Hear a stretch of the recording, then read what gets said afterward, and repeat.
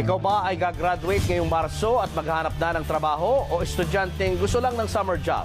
Ang good news dahil may inaalok sa inyo ang Department of Labor and Employment. Ibandila mo, Jasmine Romero. Nag-a-apply ng trabaho si Rovi. Hindi kasi siya nakakapag-aral ngayon dahil sa financial problem. Habang wala pang ginagawa yun, mag-start muna ako magtrabaho muna. At least experience din. At least kung makagraduate ako, dagdag experience na rin siya. Ang tourism graduate na si Lea naman, isang buwan nang nasa Maynila mula Samar. Pero hanggang ngayon, hindi pa rin makahanap ng trabaho. Mostly, tinanggap nila may work experience. Kami, fresh graduate kami, kaya na-disqualify kami. Halos 3 milyong Pilipino ang walang trabaho ngayon. Kalahati dito, mga kabataan na may edad 18 to 24 years old ayon sa DOLE. Na ngayon, importante ang age group na ito ng mga job seekers dahil sila ang mga taong wala pa masyadong mga koneksyon o mga kakilala na pwedeng magbigay sa kanila ng karampatang trabahong kailangan nila. Ang isang tip ng DOLE, magpalista sa Job Start.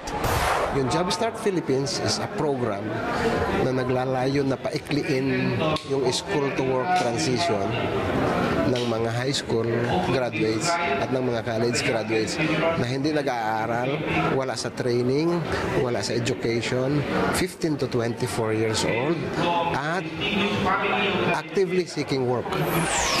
Sa loob ng 8 araw, tuturuan ka kung paano dalhin ang sarili, magsulat ng resume at skills para makapasok sa trabaho.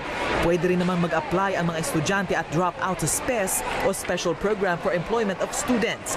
Basta't nasa 15 to 25 years old, nawalan ng trabaho ang mga magulang at gustong bumalik sa pag-aaral. Around 200,000 ang ating kukuhaning mga SPES students for this year.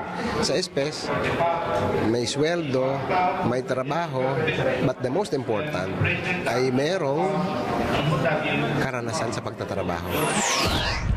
Summer job ba ang hanap mo? Pwedeng mag-apply sa anumang public employment service offices ng DOLE tulad ng sales, service at cleaning crew, pati na sa call centers.